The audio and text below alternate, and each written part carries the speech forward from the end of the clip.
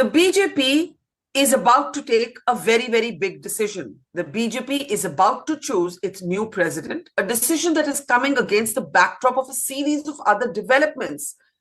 The big meeting between the Prime Minister and the RSS chief, and questions about the new power dynamics within the Sangh Parivar.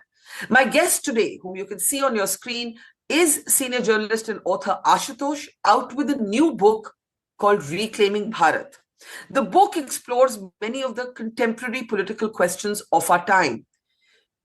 Is the Prime Minister as powerful as he was before June 2024?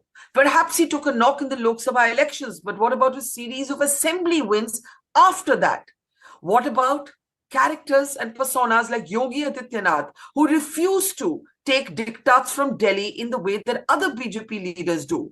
What about the role of the opposition, whereas the book argues Rahul Gandhi can no longer be, quote unquote, the natural inheritor of the opposition's political space? There's a lot to talk about, even as the BJP gets set to take this big decision, one that will have political messages both seen and unseen.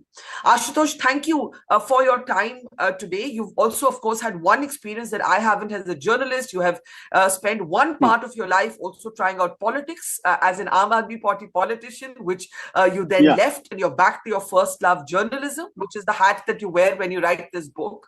Before we come to the book, let's talk about this critical decision that the BJP has to take. Who will be the new party president? How important is this decision? I think, Barkha, this is probably one of the most important decisions which the RSS has to take in the last 10 years, if I say so, because RSS in the last 10 years was feeling helpless because of the cult of Narendra Modi and the kind of overwhelming support he had from the people, and he could win two elections back-to-back, 2014 and 2019. So RSS wanted certain changes into the direction the BJP was going, but could not do that. And you remember in 2018 when Mohan Bhagwat had said that without Musalman, Hindutva is adhura. And he has been making these kind of statements, but he was in no position to dictate or to tell Narendra Modi to take a certain direction.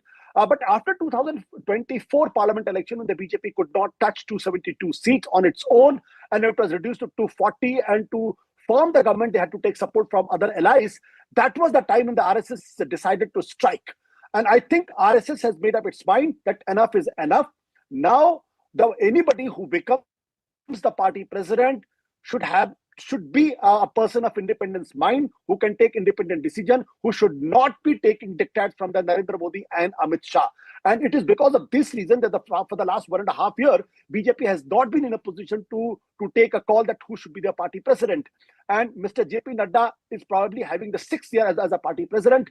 And but he, in the eyes of RSS, JP Nadda is the titular head.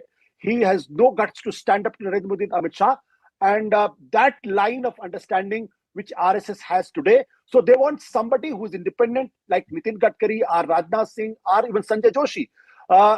Anybody junior to Amit Shah and Narendra Modi will not work. So this time RSS has decided not to bow down to Narendra Modi. And it is one of the most historical moments when Narendra Modi, who doesn't like to listen to anybody, has to go to Nagpur, has to meet Mohan Bhagwat and try to broker a deal. But I still feel the deal is still has not been brokered because Amit Shah and Narendra Modi don't want anybody who can stand up as a man with independent thinking. But RSS has put its foot down. I think if at all, a person like Nitin Gadkari or Rajnath Singh become the party president, that itself be the story that no longer Amit Shah and no longer Narendra Modi's dictate is running over the RSS. But Ashutosh, let me just argue a bit over here. You know, your book also makes the argument that that the central message of 2024 was that Modi could be prime minister, but he would have to change his way of governance. But if you look at what has happened since then, the RSS and the BJP have clearly patched up, and perhaps the prime minister would not have gone to Nagpur had that reconciliation not taken place. And that reconciliation is manifested in all of the assembly wins that the BJP has had since then. So can the RSS really afford to take such a strident position against Modi? After all, this is a political leader who has done more for the RSS agenda than any other BJP prime minister.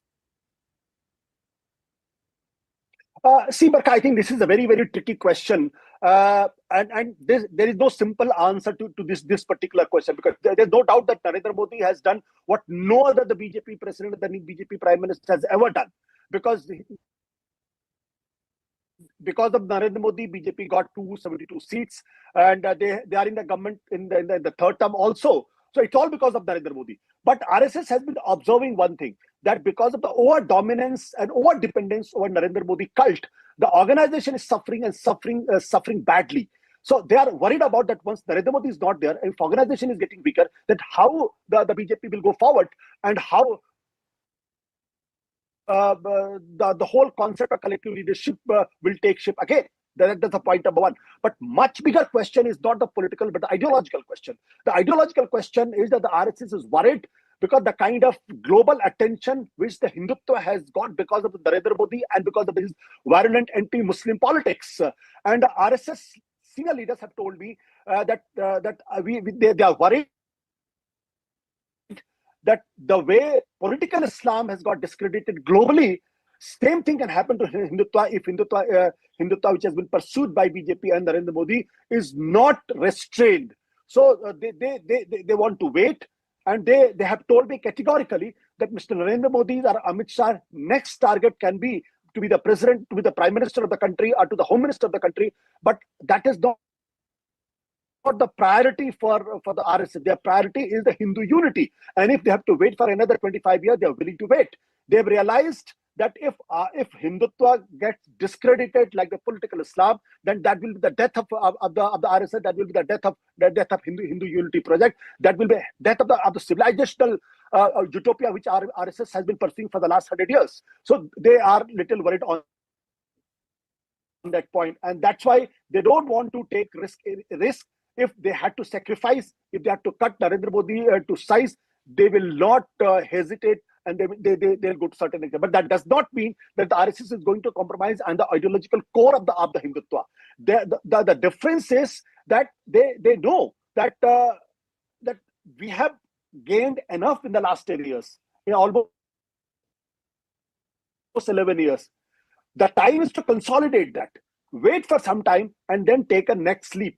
Again, I'm repeating, let's not get any confusion that the RSS is willing to compromise on the ideological core of the Hindutva. No, they are not. Though the Bhagavad has said that without Musalman, Hindutva is adhura, har masjid mein kyon humko shivling ko khojna, sabka DNA to ek jaisa hai. This gives an impression that the RSS is taking a turn in its ideological pursuits. That is not the truth. The truth is that they want to moderate Hindutva with the core intact, and the core is Hindu unity project. The core is to let Muslims, let Islam and the Christianity not get strong enough to dominate ever in future. So they're working on that.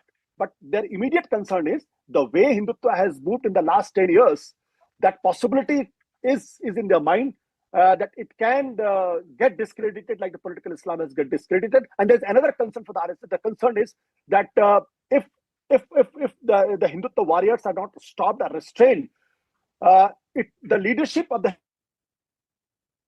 Hindutva can pass on to somebody who's more extreme. Like within Islam, what has happened? Like the leadership is passed down to Taliban. The leadership is passed down to Islamic State. They don't want that to happen. So they want to control the tiger. But it's a difficult ride, because RSS is riding a ferocious tiger. So they have to make a very fine balance. They have to restrain their warriors, but they also have to not let them feel disillusioned about that the RSS is taking a different turn. Ashutosh, it will be a subject of a different debate, this analogy that you reference between political Islam and political Hindutva. It's quite a contentious debate, and we'll have a separate show on it. Otherwise, we'll get totally distracted. to come back to your book, you make the argument that Yogi Adityanath is a political persona to watch out for, and you bases a series of interviews both on record and off record. You talk about how Yogi Adityanath sent a very clear message to the BJP leadership in Delhi कि अगर आप मुझे हटाएंगे तो मैं चुपचाप नहीं जाऊंगा. That Yogi Adityanath will not be Shivraj Singh Chauhan. Now, it could be argued that even Shivraj Singh Chauhan, got his moment. He proved his worth with a landslide victory. He's now in the cabinet. He is a lambe race ka ghoda. I do believe that Shivraj Singh Chauhan is a very different way of functioning, very quiet, low-key, but very much there. But Yogi Adityanath fought a very different sort of game. And talk a little bit about that, because your book captures that and talks a lot about Yogi Adityanath emerging as a power by himself. Barkha, Yogi has already emerged as a very strong contender for the post-Modi scenario. There's no doubt about it. But one thing which is worrying to the RSS again, because I'm saying this, maybe I'm contradicting myself, because it is the RSS which has proposed Yogi Adityanath's name. It is the RSS which wanted Yogi Adityanath to become a parallel power center within the Hindutva and outside Hindutva. They were trying to promote Yogi Adityanath as a future leader of the BJP and the RSS. But over a period of time, the RSS have also realized that Yogi Adityanath has a knack of not listening to the RSS at certain points. At one point of time, with the Mohan Bhagwat wants to moderate Hindutva, during that time, Yogi Adityanath is going totally on its own way. The way he's controlling UP, the way he's pursuing the Sambal issue, this has got RSS worried. And one of the reasons for the worry is that many people think that Yogi Adityanath has a very independent mind of his own. Yogi Adityanath has emerged as a natural Hindutva icon because of his legacy of Gorakh Peeth. But one thing which goes against him, and that's what makes him a very complex character, because he hasn't been in the RSS. He has not been. He hasn't come through the RSS. His background was Hindu Mahasabha.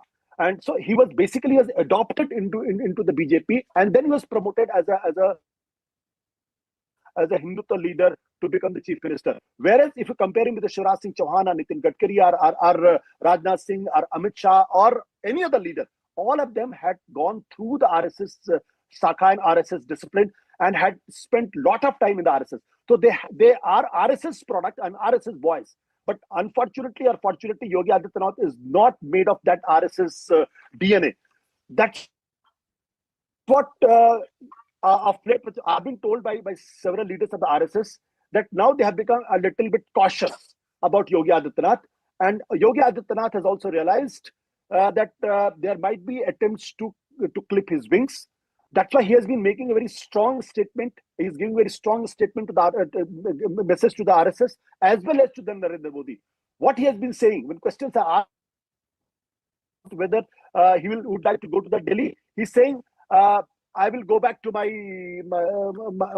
I'll go back to the Gorakhpur. That statement is a very significant statement. Shivraj Singh Chauhan is a more political, more pragmatic, so he surrendered. And because he's taking a long-term view, he's trying to position himself when Narendra Modi is gone, that he can be a position there. But Yogi Adityanath is made of a different metal altogether. He is not willing to surrender before the Narendra Modi, and that is why he's giving signals and messages that if he's removed as a chief minister of UP, then instead of going to become one of the cabinet ministers, he'll go back to Gorakhpur. That's a very defiant statement, because if he does that, then it will damage BJP irreparably, not only in UP but other places. Because today, if you look at the popularity of Yogi Adityanath, if he's not more popular than Narendra Modi, at least he's at par with him in terms of popularity. Amongst all the BJP leaders after Narendra Modi, he is getting calls from all over India.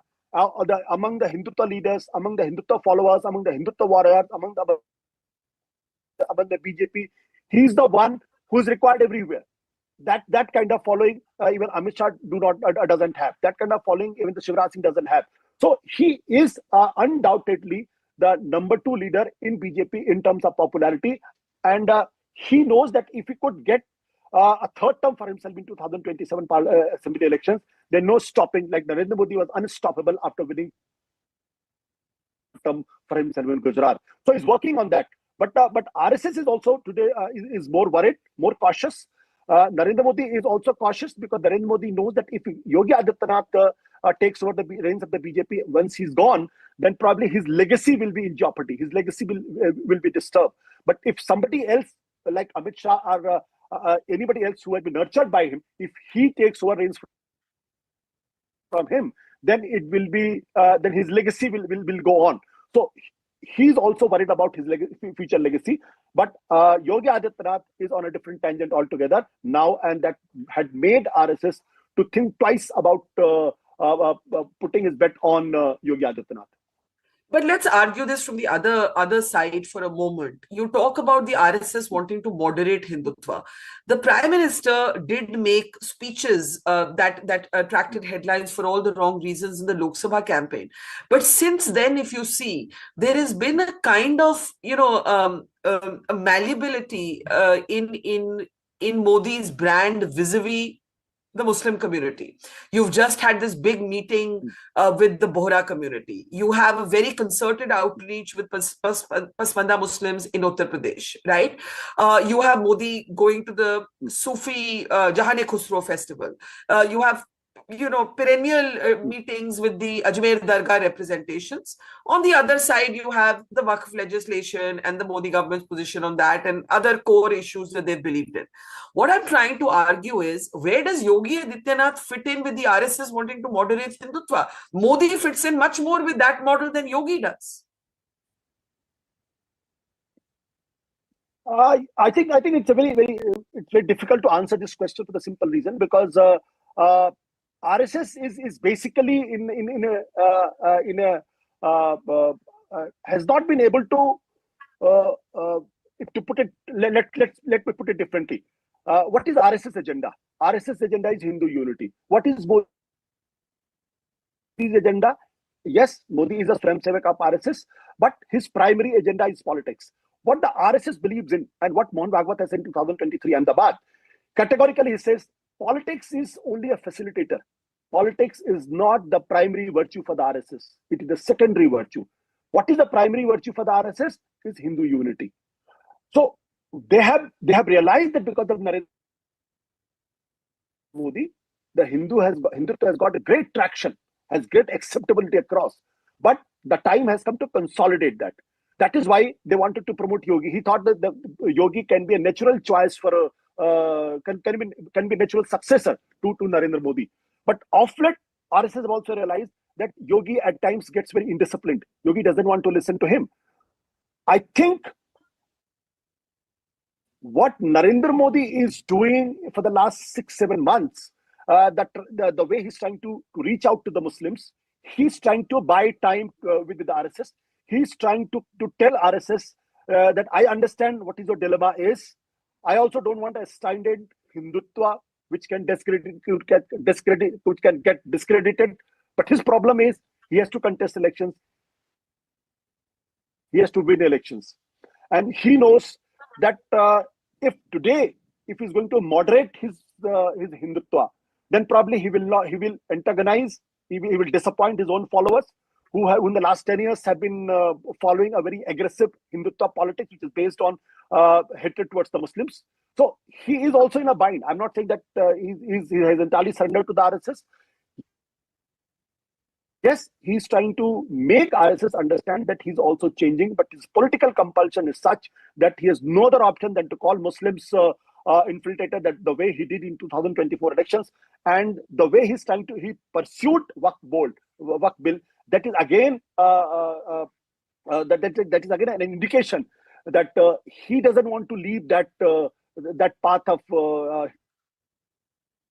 Hindutva, which the Hindutva brand of politics, which he had made a central theme of Indian politics. So it's a very complex question to answer. In my opinion, Modi is the point number one. He's trying to have some kind of ceasefire with the RSS, but he also doesn't want to go back to his politics where he's seen to be making compromises with the Muslims, because the way the day he's seen making compromises with the Muslims and Islam, his politics is over. So he also is going through trying to have a very fine balance. Finally, Ashutosh, your book, of course, also looks at the opposition, and you talk about Rahul Gandhi's social justice counter, a kind of new version of Mandal politics that Rahul Gandhi embraces for the time. But at the moment that we are talking, the Congress is back in the headlines because it's facing a charge sheet in the National Herald case. Robert Vadra is back to being grilled in land scams. It almost is like a back to the future moment. And the other important thing is that while you talk about how the BJP lost the Dalit vote in the Lok Sabha campaign because of its very effective communication by the opposition linking reservation with Dalit identity, when you look at states like Maharashtra, the Dalits vote actually returns to the NDA. The NDA does very well in I think taking, if I remember correctly, 20 of the reserved seats in Maharashtra. Now, my question is, where does this leave today the opposition politics? You write Rahul Gandhi can no longer be the natural inheritor of the opposition space. This is a line in your book, right? You're very scathing about Kejriwal. You actually believe that Modi government could have, that the AAP had lost its legitimacy to be a government once Kejriwal was in jail. But where is the opposition politics today? See, opposition politics is unfortunately the kind of momentum it got in 2024 parliamentary election. They have lost that momentum. I will not blame for that. I will not, instead of blaming BJP, I'll rather blame opposition for the simple reason because in Haryana election they could have easily won. Opposition lost it because they were overconfident. They were overconfident. Maharashtra again, they lost it. In Jharkhand, Hemant Soren has a clear-cut toolkit to handle BJP. They won it. The issue before opposition is that one thing which is the silver lining in the opposition politics today is, and for that I will give credit to Rahul Gandhi, that after a very long time, the Congress has got a clarity in its mind that what ideological position they have to take in future. Now they are pursuing when Rahul Gandhi is talking about the caste census, that very clearly indicates that the RSS is looking to occupy OBC space. The OBC space which Congress has never talked about in past, and that's one of the feelings that because of that they lost major vote share in UP and Bihar, and they have not been able to regain.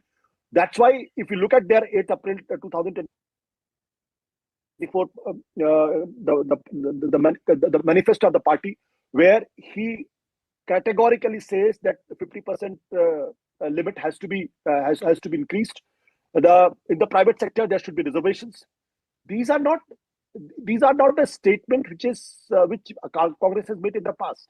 So they have identified that the Mandal politics that the BJP, the Congress can survive only through Mandal politics. They are also eyeing at the Dalit politics. They have realized that the Mayawati is no longer the force as the Mayawati was. So the Safe Constitution campaign has worked for Rahul Gandhi and the Congress, and the kind of politics they have done through Bharat Jodo Yatra. The Muslims are also towards looking at Rahul Gandhi and the Congress party as a serious alternative. So they got a clarity in the sense secularism, Dalit consciousness, and Mandal politics. If all three could be merged together, and if Congress could get a large section of voters from the OBC, Dalits, and the Muslims, then probably they will be on the revival path. But it is easy. It can easily be said it's difficult. Difficult for the simple reason because Congress organization is totally in shambles. And when Rahul Gandhi is pursuing Mandal politics, then it scares Akhilesh Yadav. It scares Tejasvi Yadav and RJD in Bihar. These are the two major areas where the Congress wants to bounce back. When it talks about whether the Muslims are looking at as Congress as a national alternative, then it scares Mamta Banerjee. It scares many other leaders. So yeah, one thing which is good for the Congress party is that now they have an ideological clarity, but how to take it to the logical conclusion, that's something which has to be on which the RSS, on which the Congress and the Rahul Gandhi has to work really hard. And I think they have realized it, and that is why the Rahul Gandhi is visiting Gujarat, they're talking to the cadres, talking in terms of building organization at the district level.